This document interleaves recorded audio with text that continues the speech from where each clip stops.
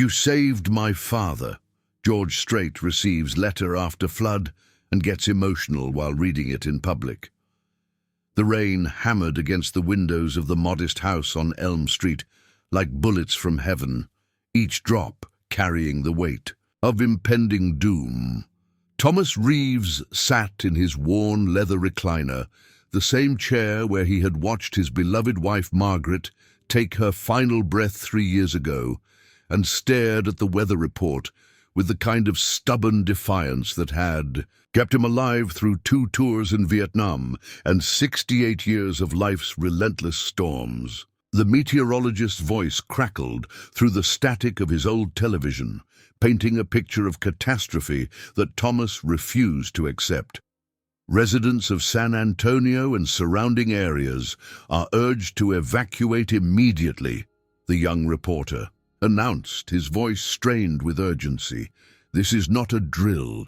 The National Weather Service has issued a flash flood emergency for the entire county.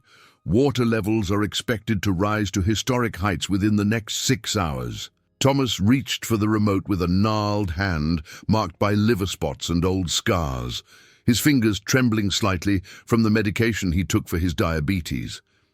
He clicked the volume down and shook his head, the same gesture he had made countless times when faced with orders he disagreed with during his military service.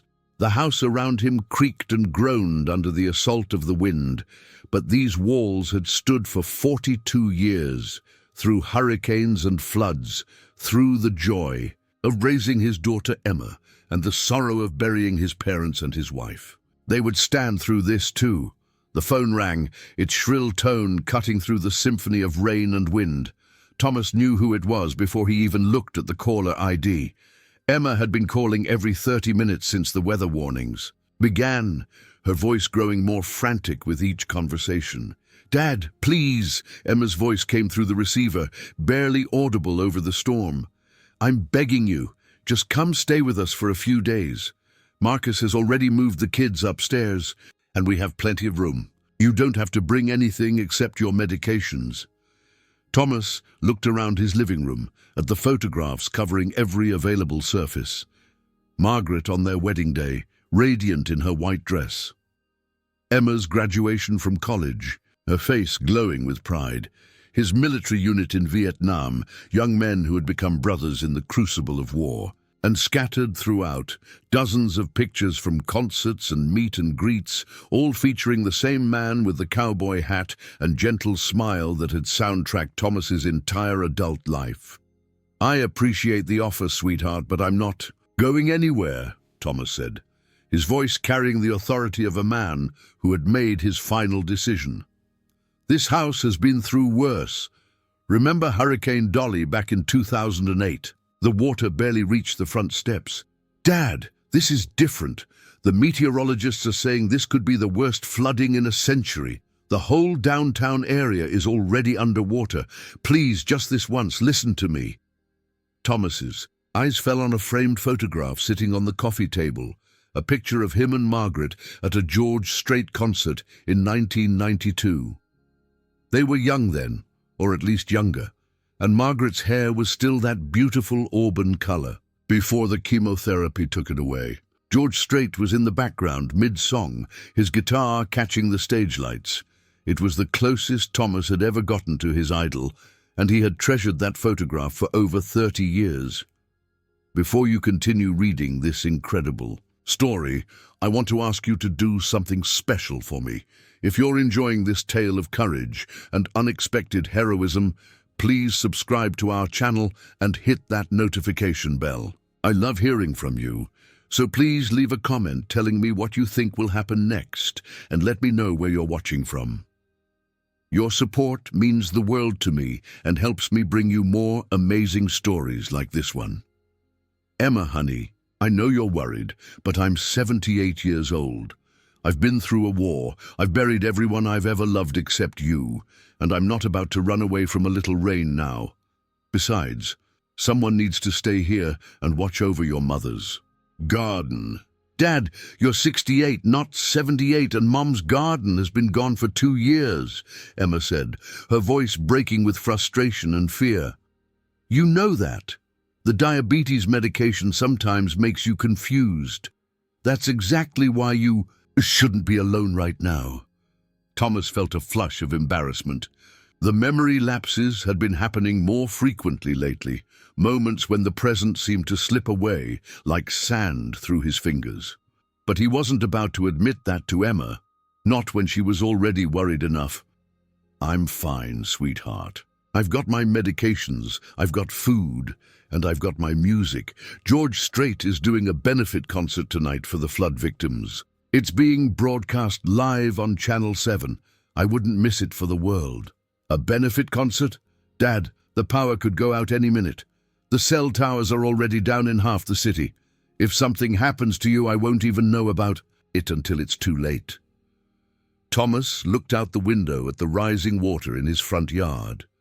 What had been a gentle stream that morning was now a rushing torrent, carrying debris and household items from upstream.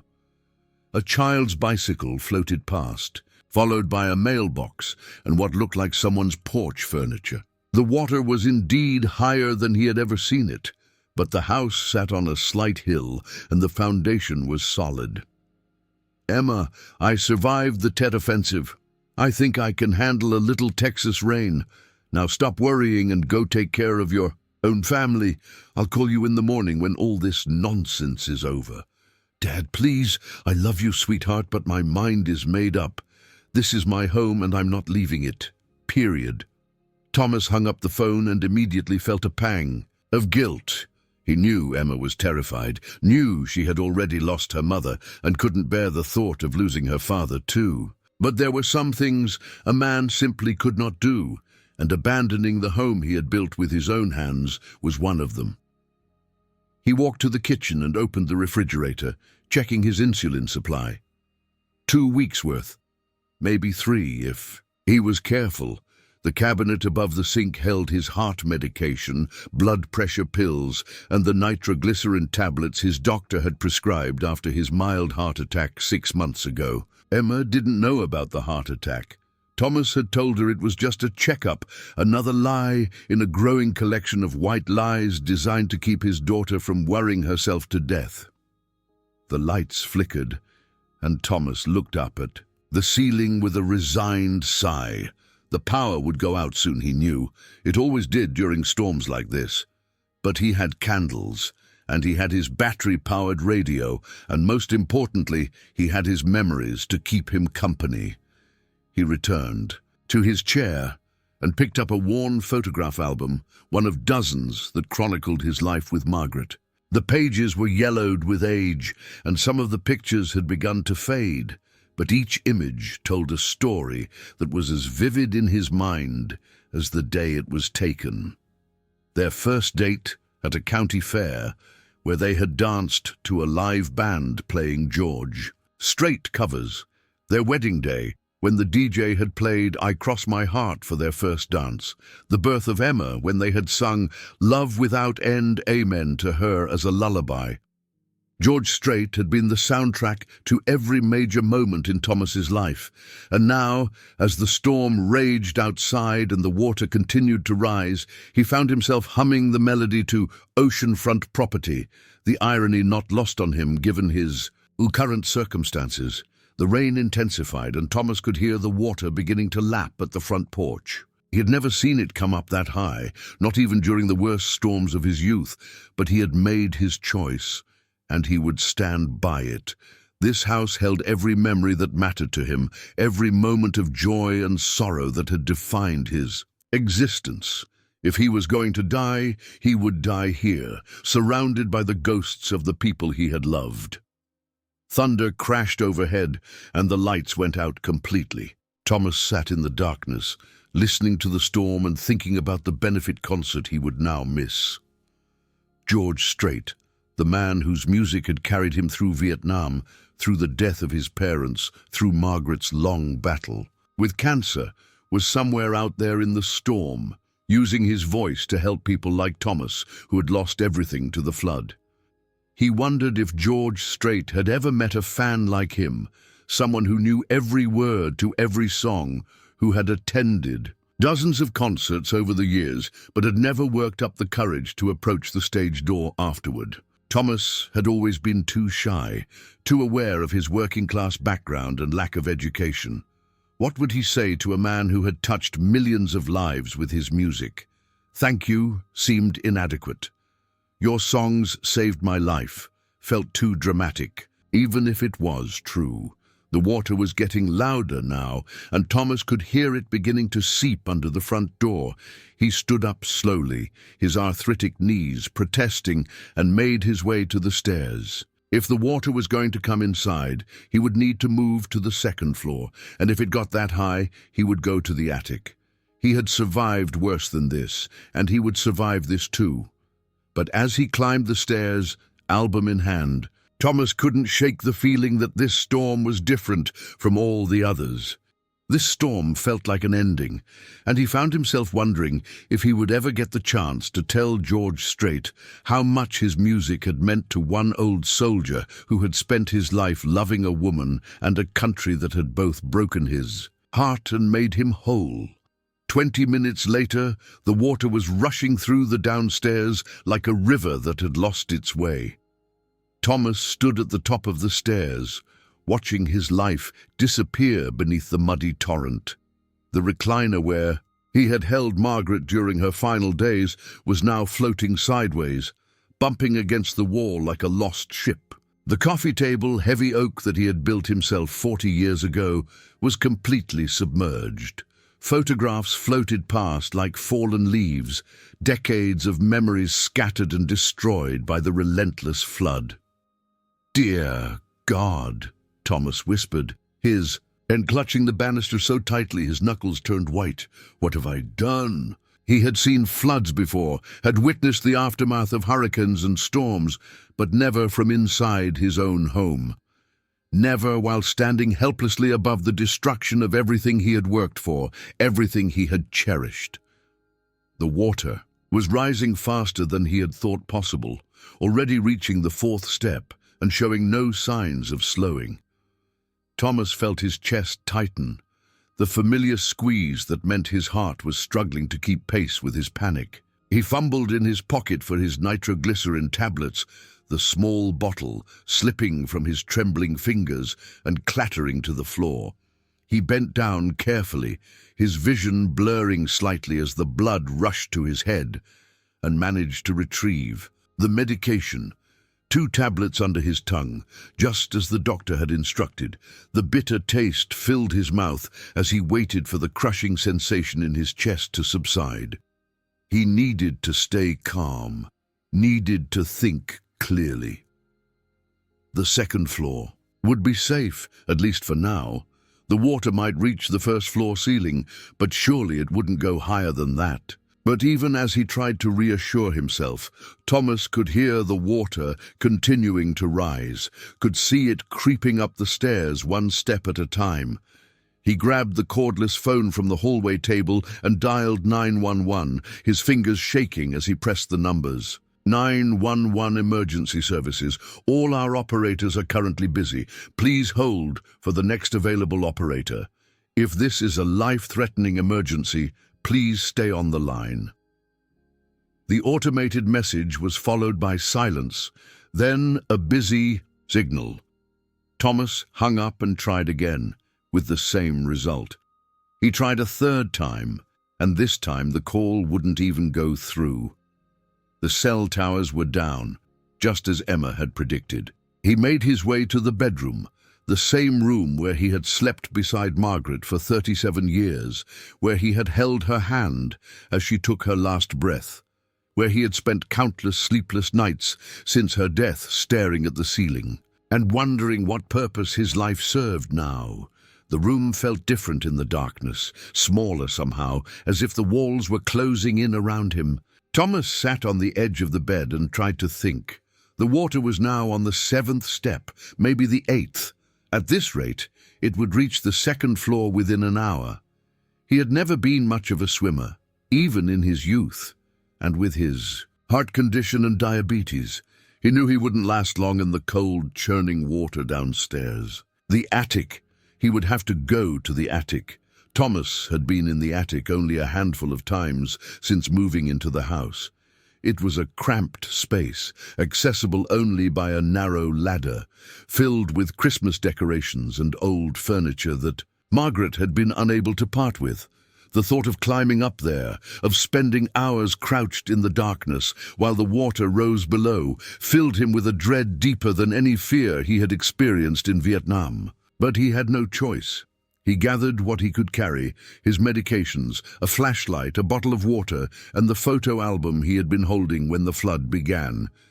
Everything else, everything that had defined his life and his marriage, was either underwater or about to be. The climb to the attic was harder than he had remembered. The ladder rungs were spaced further apart than his old legs could comfortably manage, and by the time he reached the top, he was breathing heavily and his chest was tight again. The space was dark and musty, filled with the smell of old wood and forgotten memories. Thomas pulled the ladder up behind him and closed the attic door, sealing himself in what might become his tomb. He turned on the flashlight and looked around at the accumulated debris of 42 years of marriage. Margaret's wedding dress, carefully preserved in a garment bag. Christmas ornaments that hadn't been used since Emma was a child. Boxes of documents and tax returns that seemed absurdly important when they were filed away and completely meaningless now. And in the corner, covered by a dusty tarp, was Margaret's hope chest, the one her grandmother had given her when she was 16. Thomas made his way over to it, his back hunched under the low ceiling, and lifted the tarp. Inside were quilts that Margaret had made, baby clothes that Emma had outgrown, and at the bottom, a small wooden box that Thomas had never seen before.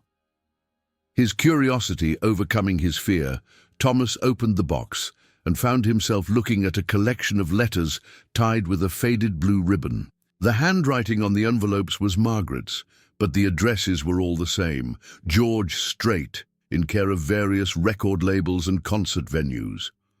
The letters were yellowed with age, some dating back to the early 1980s. Thomas untied the ribbon with trembling fingers and opened the first letter. It was dated February 14th, 1983, just 2 months after their wedding. "Dear Mr. Strait," the letter began in Margaret's careful handwriting. "I wanted to write to tell you how much your music has meant to my husband and me. We danced to your songs at our wedding, and Thomas says your voice reminds him of home when he's feeling lost. He's a veteran, you know, and sometimes the memories of the war make him sad. But when he hears your music, he smiles again. I thought, you should know that your songs are helping a good man heal from wounds that nobody else can see." Thomas felt tears streaming down his face as he read letter after letter, each one documenting different moments in their marriage, different ways that George Strait's music had provided comfort during difficult times. Margaret had written about Thomas's nightmares, about the days when he couldn't get out of bed, about the slow process of healing that had taken years. She had written about Emma's birth, about how they had played Love Without End, Amen in the delivery room. She had written about their anniversaries, their struggles with money, their dreams for the future. And in the final letter, dated just 3 months before her death, Margaret had written about her cancer diagnosis and how George Strait's music was helping her face her own mortality with grace. "I don't know if you'll ever read this," the letter concluded, "but I wanted you to know that your voice has been the soundtrack to a beautiful life. Thomas and I have been married for 34 years, and we've weathered every storm together, with your songs playing in the background. If I don't make it through this cancer, I know Thomas will need your music more than ever. Please keep singing, Mr. Strait. There are people like us who need to hear your voice to remember that love really can last forever." Thomas clutched the letters to his chest and sobbed, the sound of his grief echoing in the small space. Margaret had written dozens of letters over the years, pouring out her heart to a man she had never met, sharing the most intimate details of their marriage with someone who had unknowingly become part of their family, and she had never sent a single one. The water was getting louder now, and Thomas could hear it beginning to seep through the floorboards beneath him. He looked at his watch. 11:37. The benefit concert would be starting soon, assuming the power was still on wherever George Strait was performing.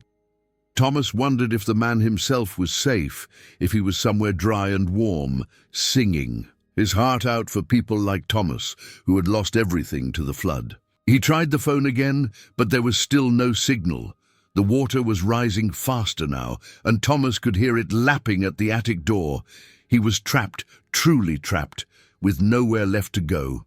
The realization hit him like a physical blow, and he felt his chest tighten again, this time more severely than before. Thomas fumbled for his nitroglycerin tablets, but his hands were shaking so badly he couldn't get the bottle open.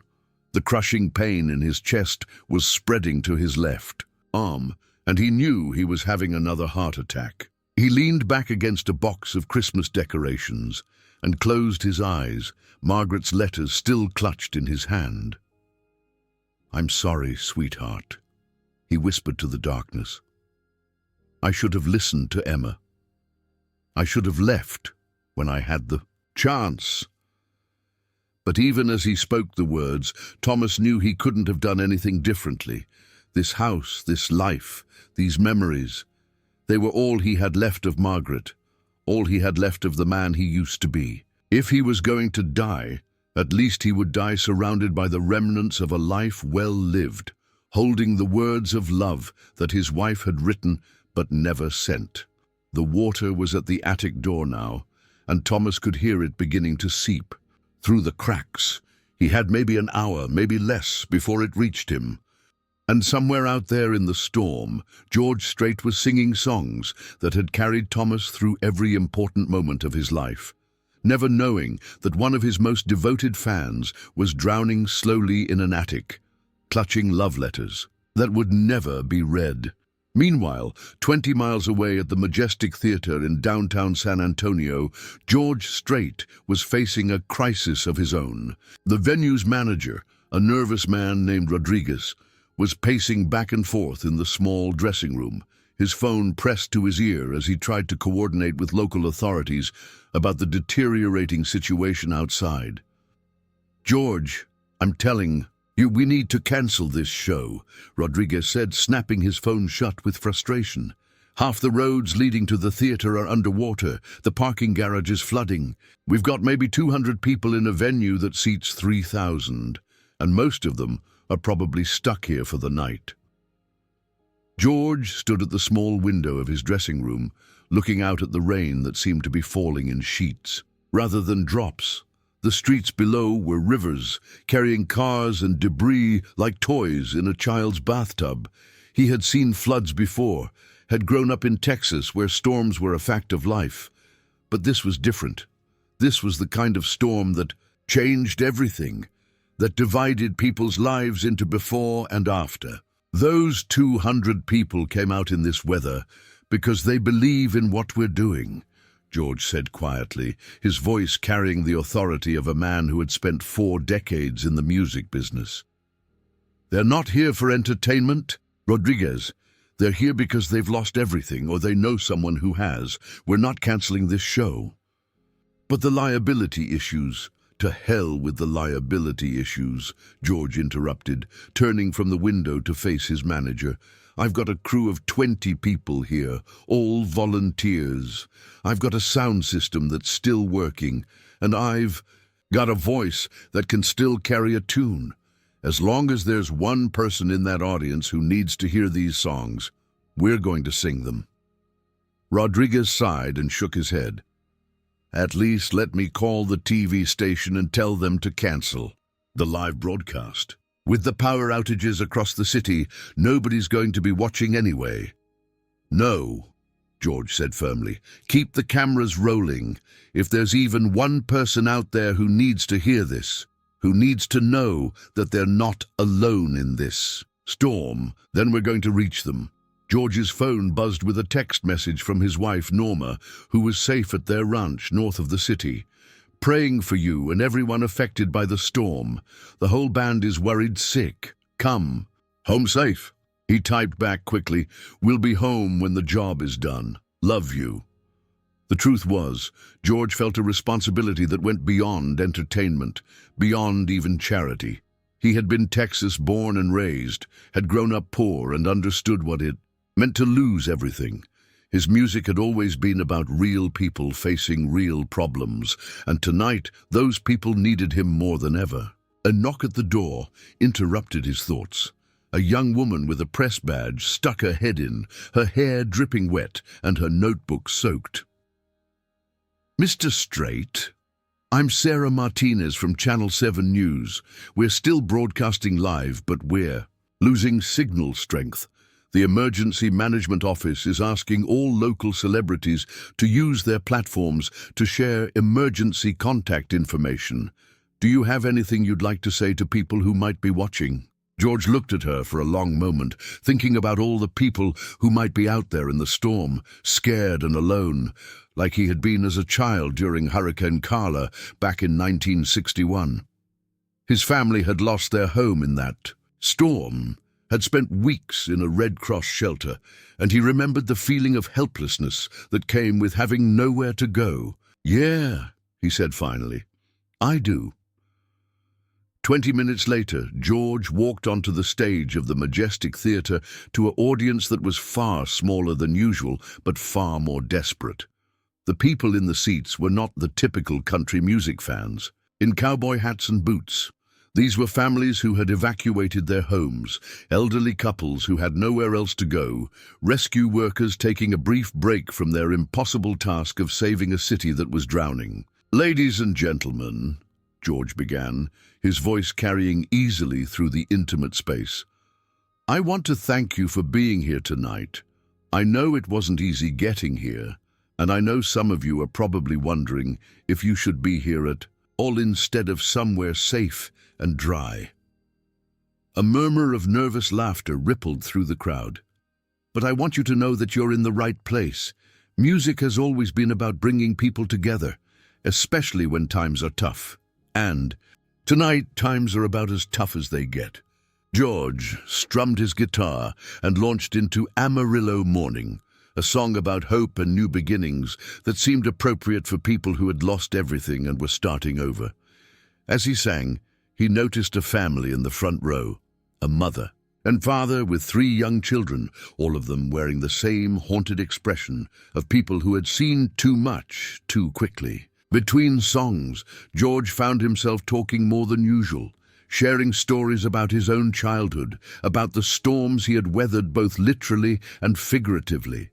He talked about the power of community, about the way Texans had always looked out for each other, about the responsibility that came with being able to help. "I want to do something different tonight," George said as he finished Check Yes or No.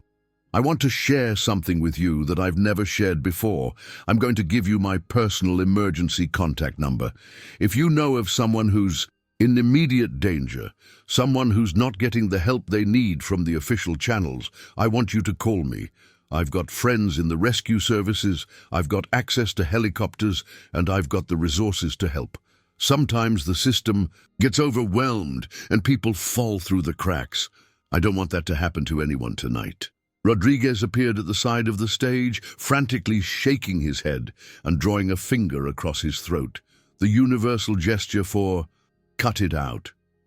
George's publicist, a woman named Janet, who had worked with him for 15 years, looked like she was about to have a heart attack, but George ignored them all. He had made his decision, and he was going to stick with it. "I'm not supposed to do this," he said with a slight smile, "and my manager is probably going to fire me tomorrow, but I'm going to share this number with you anyway. If you've got a cell phone that's still working, put this in your contacts." He recited the number slowly twice, while the camera stayed focused on his face. "That's my personal emergency line. I've got it with me right now, and I'll keep it with me all night. If you know of someone who needs help, call me. Don't hesitate. Don't worry about bothering me. This is what we do for each other." The audience was silent, stunned by the unexpected gesture. George had always been known for his generosity, for his support of various charities and causes, but this was different. This was immediate, personal, potentially dangerous. "Now," George said, strumming his guitar again, "let's get back to the music. This next song is for everyone who's ever felt like they were drowning, literally or figuratively. It's called I Cross My Heart." As George began to sing the love song that had been a wedding standard for decades, his phone buzzed in his pocket. Then it buzzed again, and again. Within minutes, he was receiving a steady stream of text messages from people who had been watching the broadcast, people who knew of emergencies that weren't being addressed, people who had family members trapped in rising water. Among those messages was one from Emma Rodriguez, who was 20 miles away in her own house, watching the broadcast with tears streaming down her face. She had been trying to reach her father for 2 hours, had called every emergency service in the city, had even driven toward his house before being turned back by police who said the roads were impassable. "My father, Thomas Reeves, is trapped in his house at 1523 Elm Street," she typed with trembling fingers. "He's 68 years old, diabetic, has heart problems. The water is probably in his attic by now. The emergency services say they can't get to him. Please, if you can help, he's all I have left." Emma hit send and then sat staring at her phone, hardly daring to hope that a country music star would actually read her message, let alone act on it. But she had to. Try. She had to do something, anything, to save the man who had raised her, who had held her when she cried, who had walked her down the aisle at her wedding, and who had held her children when they were born. On stage, George finished I Cross My Heart and felt his phone buzzing again. He glanced at Rodriguez, who was still pacing at the side of the stage, and made a decision that would change everything. "Folks, I need to take a quick break," he said to the audience. "There are some people out there who need our help right now, and I can't ignore that. Give me 5 minutes, and we'll be right back with more music." He walked off stage and pulled out his phone, scrolling through the dozens of messages that had come in during the last song. Most were from people who were scared but safe, people who wanted to help but didn't know how. But a few were from people who were in real danger, who were running out of time. Emma's message was near the top, and as George read it, he felt his chest tighten with the same kind of urgency he had felt during his military service years ago. He knew Elm Street. He knew that part of town, knew it was low-lying and prone to flooding. If the water was in Thomas's attic, the man had minutes, not hours.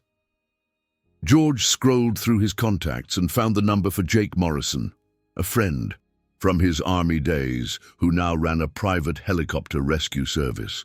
Jake picked up on the second ring. "George, what the hell are you doing calling me in the middle of this storm?" "I need a favor, Jake. A big one. There's a man trapped in his house on Elm Street, and the official rescue services can't get to him. I need you to go get him. Are you out of your mind? The weather service has grounded all non-essential aircraft.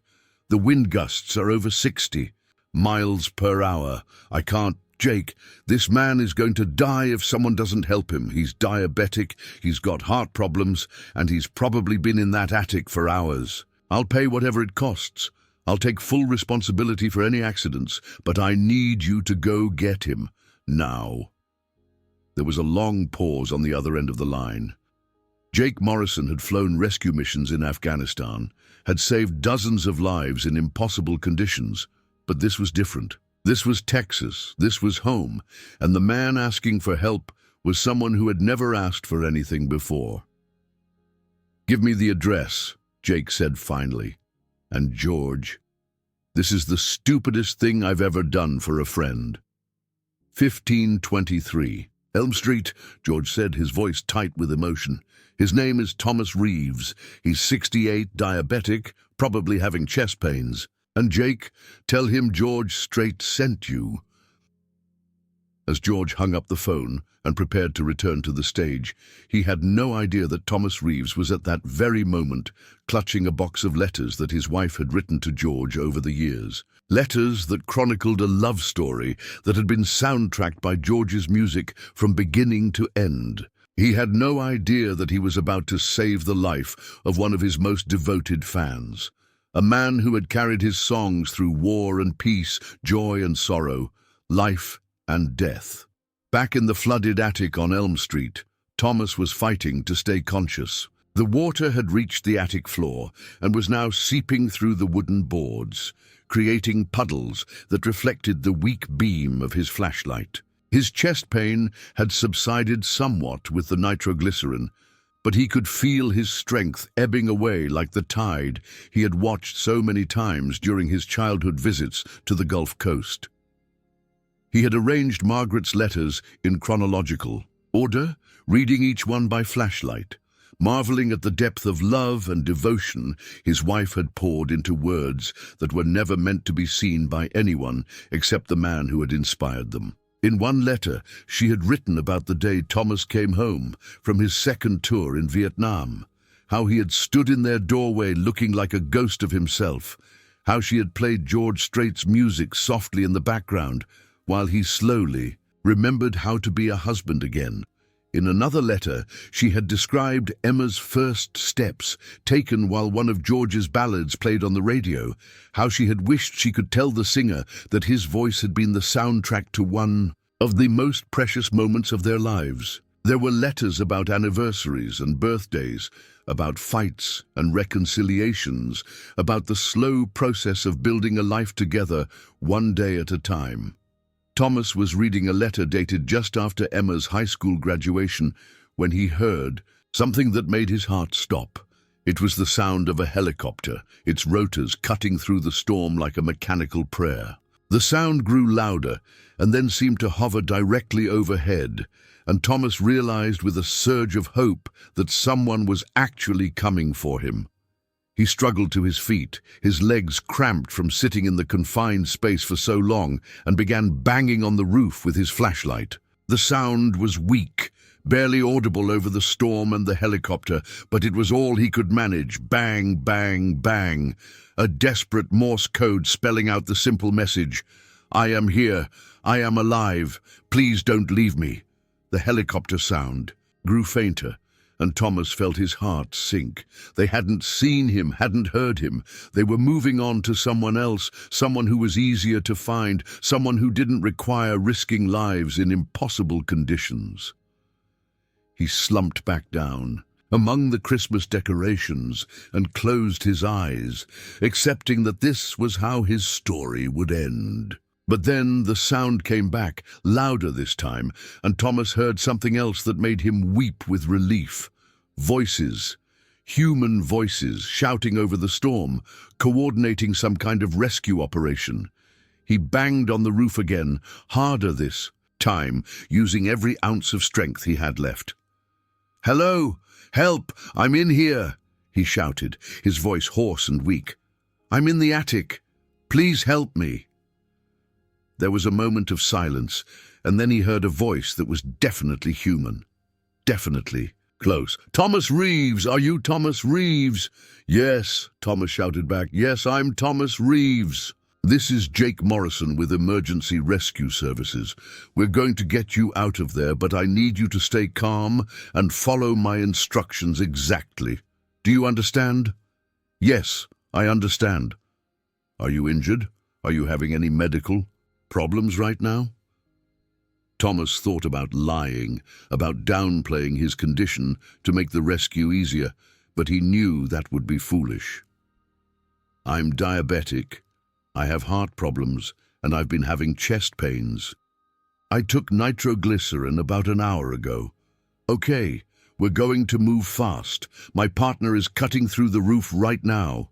When we get you out, we're going to put you in a harness and lift you directly to the helicopter. It's going to be scary, but it's the only way. Are you ready?" Thomas looked around the attic one more time, at the remnants of a life that was about to end one way or another. He gathered Margaret's letters and stuffed them inside his shirt, against his heart, and then called back to his rescuer. "I'm ready!" The sound of the chainsaw was deafening in the confined space, and Thomas covered his ears as chunks of wood and roofing material rained down around him. Within minutes, there was a hole in the roof large enough for a man to fit through, and a figure in a bright orange rescue suit dropped down into the attic. Jake Morrison was a man in his 50s, with the kind of weathered face that spoke of years spent in dangerous places doing dangerous things. He looked at Thomas with professional assessment, taking in the old man's pale complexion, and labored. "Breathing. You're doing great, Thomas," Jake said, his voice calm and reassuring. "I'm going to put this harness on you, and then we're going to go for a little ride. Have you ever been in a helicopter before?" "No," Thomas said, his voice barely a whisper. "Well, you're about to have the adventure of a lifetime. And Thomas, I want you to know that George Strait personally called me to come get you. He's been worried sick about you." Thomas stared at the rescue worker, certain he had misheard. George Strait, the singer. The one and only. He got a message from your daughter Emma, and he moved heaven and earth to get us out here. He said to tell you that George Strait sent me. Thomas felt tears streaming down his face as Jake fitted the rescue harness around his chest and shoulders. George Strait, the man whose music had carried him through every important moment of his life, had actually sent someone to save him. It was impossible, miraculous, the kind of thing that happened in movies but never in real life. "I can't believe it did," Thomas whispered. "I just can't believe it." "Believe it," Jake said, adjusting the straps and checking the connections. "You've got some very important people looking out for you tonight. Now, when we go up, I want you to keep your eyes closed and trust me completely. Don't look down. Don't try to help. Just let me and the helicopter do all the work, okay?" Thomas nodded, clutching Margaret's letters against his chest, as Jake attached the lifting cable and signaled to the helicopter crew above. Thomas found himself thinking about all the times he had imagined meeting George Strait, all the conversations he had rehearsed in his mind, all the things he had wanted to say to the man who had given his life a soundtrack. Now, as he was lifted through the hole in the roof and into the storm-torn sky, Thomas realized that he had something much more important to share with George Strait than simple gratitude. He had Margaret's letters, love letters that chronicled how one man's music had woven itself into the fabric of an ordinary marriage, making it extraordinary. The helicopter ride was a blur of noise and motion, of strong hands keeping him secure and voices shouting instructions over the radio. Thomas kept his eyes closed, as instructed, but he could feel the aircraft moving through the storm, could sense the skill and determination of the crew who were risking their lives to save his. When they finally landed at the emergency staging area 20 minutes later, Thomas was immediately surrounded by paramedics who began checking his vital signs and asking questions about his medical history. But even as they worked on him, even as they loaded him into an ambulance for the ride to the hospital, Thomas kept thinking about the impossible fact that George Strait had saved his life. Emma was waiting at the hospital when the ambulance arrived, her face streaked with tears and her hands shaking as she reached for her father. She had been certain she would never see him alive again, had been preparing herself for the worst possible news when the call came that he had been rescued. "Dad, oh my God, Dad, I thought I'd lost you," she sobbed, holding his hand as the paramedics wheeled him into the emergency room. "I'm okay, sweetheart," Thomas said, his voice stronger now that he was on solid ground. "I'm okay. But Emma, you're not going to believe what happened. You're not going to believe who saved me." The rescue worker said his name was Jake Morrison. Emma said, walking alongside the gurney. "He said you were very brave."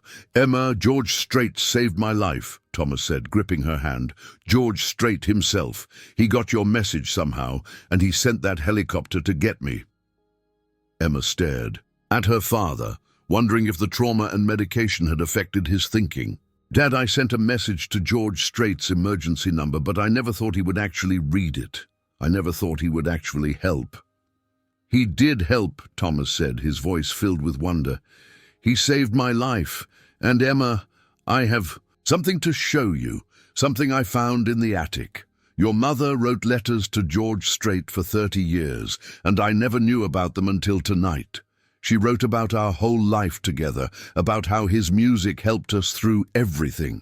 As the doctors began their examination, Thomas clutched the soggy letters to his chest, protecting them like treasure. He had lost his house, his furniture, his photographs, and most of his possessions, but he had gained something infinitely more valuable: the knowledge that the man whose music had soundtracked his life had actually cared enough to save it. In the quiet moments between medical procedures, as Emma held his hand and the storm continued to rage outside, Thomas began to formulate a plan. He was going to write a letter to George Strait, a letter that would tell the whole story of how one man's music had shaped a marriage, a family, and a life. He was going to share Margaret's letters if George wanted to read them. And somehow, some way, he was going to find a way to thank the man who had given him a second chance at life. But first, he had to survive the night, had to recover from his ordeal, had to prove to the doctors and to Emma that he was strong enough to handle whatever came next. And as he lay in the hospital bed, listening to the storm and thinking about the impossible rescue that had brought him here, Thomas Reeves began to believe that maybe, just maybe, he had more living left to do. 2 weeks later, Thomas was sitting at Emma's kitchen table, a cup of coffee growing cold in his hands as he struggled to find the right words for the most important letter he would ever write. His injuries from the flood had healed remarkably well, considering his age and medical conditions, but the emotional impact of what had happened was still overwhelming him at unexpected moments. The insurance company had declared his house a total loss, and everything he had owned was now sitting in a landfill somewhere outside San Antonio. But somehow, that didn't matter as much as he thought it would. What mattered was that he was alive, that Emma still had her father, and that he had been given an opportunity that most people only dream of. "Dad, you don't have to do this," Emma said, sitting down across from him with her own cup of coffee. "I'm sure Mr. Strait gets hundreds of letters from fans. You don't owe him anything." Thomas looked up at his daughter, this woman who had inherited her mother's compassion and her father's stubborn streak. "Emma, this man saved my life, not just by sending that helicopter, but by giving me a reason to hold on when I was ready. To give up, I have to tell him what his music has meant to our family. But what if he doesn't read it? What if it just gets lost in a pile of fan mail?" Thomas smiled and picked up one of Margaret's letters, its pages now dried and slightly warped from the floodwater but still readable. "Then it gets lost. But if there's even a chance that he'll read it, that he'll understand what he's given to people like us, then I have to try." He began to write, his handwriting shakier than it used to be but still legible. "Dear Mr. Strait," he began, "my name is Thomas Reeves, and you saved my life on the night of the flood, but I want you to know that you've been saving my life for over 40 years. Thomas wrote about his childhood in rural Texas, about how he had first heard George's music on a scratchy radio in his father's pickup truck. He wrote about Vietnam, about the young soldiers who had gathered around a portable radio to listen, to country music that reminded them of home. He wrote about coming back from the war, damaged and angry, about how Margaret had played George's song softly in the background while he learned to be human again. He wrote about their wedding dance, about singing lullabies to baby Emma, about the way George's music had marked every important moment in their marriage. He wrote about Margaret's illness, about how they had played her favorite songs in the hospital room during her final days, about how the music had helped them both accept what was coming. And then, with tears streaming down his face, Thomas wrote about the letters he had found in the attic, the letters that Margaret had written but never sent, the 30-year correspondence that documented how one man's music had woven itself into the fabric of an ordinary marriage. "I don't know if you'll want to read these letters," Thomas wrote, "but I'm including them with this note because I think you should know how much your music has meant to people like us. My wife was too shy to send them when she was alive, but I think she would want you to have them now." When he finished writing, Thomas sealed the letter and Margaret's letters in a large envelope and addressed it to George Strait in care of his record label. Emma offered to mail it for him, but Thomas insisted on taking it to the post office himself. This was something he needed to do personally. 3 weeks passed without a response, and Thomas began to think that Emma had been right, that the letter had simply disappeared into the vast machinery of celebrity correspondence. But then, on a Tuesday morning in late October, Emma called him with excitement in her voice. "Dad, you need to turn on the radio right now. George Strait is doing an interview on KVET, and he just mentioned getting a letter from a flood victim."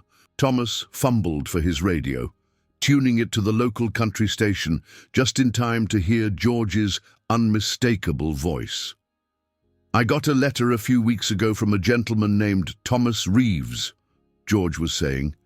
"He was one of the people we helped rescue during the flood, and he wrote me the most beautiful letter about how music can be a lifeline for people going through difficult times. He also included some letters that his late wife had written to me over the years, and I have to tell you, they just about broke my heart." The radio host asked, "What did the letters say?" "Well, they were very personal, very private, but they told the story of a marriage that lasted 37 years and how music was part of that story from beginning to end. This lady, Margaret was her name, she wrote about dancing to our songs at her wedding, about singing them to her daughter, about how they helped her husband deal with his experiences in Vietnam. She wrote about good times and bad times, about anniversaries and birthdays, about the day she was diagnosed with cancer and how music helped her face what was coming." Thomas felt his chest tighten, but this time it was with emotion rather than cardiac distress. "Are you planning to meet with Mr. Reeves?" the host asked. "Actually, I am," George said. "I'm doing a show in Houston next week, and I've invited Thomas and his daughter to be my guests. I want to meet the man who wrote that letter, and I want to thank him for sharing something so personal with me." Thomas stared at the radio in disbelief. George Strait wanted to meet him. The man whose music had carried him through every important moment of his life actually wanted to sit down and talk with him face to face. Emma was crying when she called him back. "Dad, did you hear that? George Strait wants to meet you." "I heard it," Thomas said, his voice barely a whisper. "I just can't believe it." The week that followed was a blur of phone calls and arrangements. George's people contacted Emma directly, sending tickets to the Houston show and arranging for a meet and greet before the concert. Thomas spent hours trying to decide what to wear, what to say, how to act when faced with the man who had been his hero for 4 decades. On the night of the concert, Thomas and Emma were escorted backstage by a young woman who introduced herself as George's assistant. The backstage area was bustling with activity, roadies setting up equipment, band members tuning instruments, the controlled chaos that preceded every major concert. And then, there he was. George Strait, smaller in person than he appeared on stage, but with the same gentle presence that had made him a star. He was wearing jeans and a simple button-down shirt, looking more like a rancher than a country music legend. "Thomas," George said, extending his hand, "I'm so glad to meet you. How are you feeling?" "I'm feeling grateful, Mr. Strait," Thomas said, his voice steady despite the emotion he was feeling. "More grateful than I can express." "Please call me George, and I'm the one who should be grateful. Your letter and your wife's letters, they reminded me why I do this. It's not about the charts or the awards. It's about connecting with people, about being part of their lives in some small way." They talked for 20 minutes, about the flood, about Margaret, about the power of music to heal and comfort. George showed genuine interest in Thomas's military service, and Thomas found himself telling stories he had never shared with anyone, except Margaret. "I have something for you," Thomas said, reaching into his jacket pocket. "I brought this with me to the flood, and I've been carrying it ever since." He pulled out a small medal, his bronze star from Vietnam, and held it out to George. "Thomas, I can't accept this," George said, his voice thick with emotion. "This is yours. You earned this." "I earned it for saving lives," Thomas said. "And you saved mine. I can't think of anyone who deserves it more." George took the medal with trembling hands, and Thomas saw tears in the legendary performer's eyes. "There's something else," George said. "I'd like you to be my guest on stage tonight. I want to share your story with the audience, if you're comfortable with that." Thomas felt his heart racing. "I don't know if I can do that, George. I'm not good with crowds." "You don't have to say anything," George assured him. "Just let me tell your story. Let me tell people about the power of music to connect us, to heal us, to save us." An hour later, Thomas found himself sitting in a chair on stage at the Toyota Center, looking out at 15,000 people who had come to hear George Strait perform. The lights were bright, the crowd was loud, and Thomas felt more nervous than he had during any combat situation in Vietnam. "Ladies and gentlemen," George said, his voice carrying easily through the arena, "I want to tell you about a man I met tonight. His name is Thomas Reeves, and he's sitting right here beside me." The crowd applauded, and Thomas felt his face flush with embarrassment and pride. "A few weeks ago, during the flood, I did something that my manager told me not to do. I gave out my personal phone number and asked people to call me if they knew of anyone who needed help. Thomas's daughter, Emma, sent me a message about her father, who was trapped in his attic with the water rising around him." George told the story of the rescue, of Jake Morrison flying through the storm to save a stranger's life. He told about the letter Thomas had written, about Margaret's letters, about the way music had woven itself through 40 years of marriage. "Thomas brought me something tonight," George continued, holding up the bronze star. "He earned this medal in Vietnam for saving lives, and he gave it to me because he said I saved his. But the truth is, Thomas, you saved mine. You reminded me why I do this. You reminded me that music isn't just entertainment, it's connection, it's healing, it's love." The crowd was silent, hanging on every word. Thomas felt tears streaming down his face, but he was no longer embarrassed. He was proud of Margaret, proud of their marriage, proud of the life they had built together with George's music as their soundtrack. "This next song is for Thomas and Margaret Reeves," George said, settling his guitar across his chest. "And it's for everyone who has ever found healing in a melody, hope in a harmony, love in a lyric." As George began to sing, Thomas closed his eyes and listened to the voice that had carried him through war and peace, joy and sorrow, life and death. The song was about love lasting forever, about promises kept and hearts that never let go. It was about the power of music to transcend time and space, to connect souls across the darkness. When the song ended, the entire arena erupted in applause. Thomas opened his eyes to find 15,000 people on their feet, clapping not just for George Strait, but for him, for Margaret, for the love story that had been soundtracked by the man on stage beside him. As Thomas was escorted back to his seat, George caught his arm. "Thank you," George said quietly. "Thank you for sharing your story. Thank you for reminding me why this matters." "Thank you for saving my life," Thomas replied. "All of it. Every day of it." The rest of the concert passed in a blur of music and emotion. Thomas sang along to every song, his voice joining with thousands of others in the arena, but somehow it felt like a private performance, like George was singing just for him. After the show, George presented Thomas with a custom guitar, signed by every member of the band. "I want you to have this," George said. I know you don't play, but maybe you can learn. Maybe you can keep the music going." 6 months later, Thomas was living in a small apartment near Emma's house, learning to play guitar from a young teacher who specialized in working with senior citizens. He was also writing his memoirs, a book about how music had shaped his life and his marriage. Several publishers had expressed interest after news of his story with George Strait had spread through the country music world. But more importantly, Thomas had found a new purpose.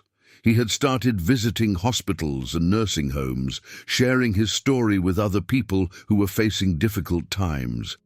He talked about the power of music to heal, about the importance of holding on to hope, about the unexpected ways that help can arrive when you need it most.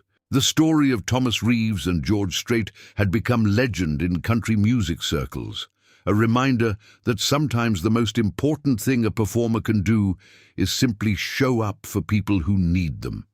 It was a story about the power of music, to connect strangers, to heal old wounds, to save lives in ways both literal and metaphorical. And in a small apartment in San Antonio, an old soldier sat in his recliner every evening, playing guitar and singing songs that had carried him through the darkest moments of his life and into the light of a second chance he never expected to receive. Margaret's letters sat framed on his wall, a testament to a love that had lasted beyond death, soundtracked by the voice of a man who had become family without ever knowing it. The story was complete, the circle closed, the music playing on.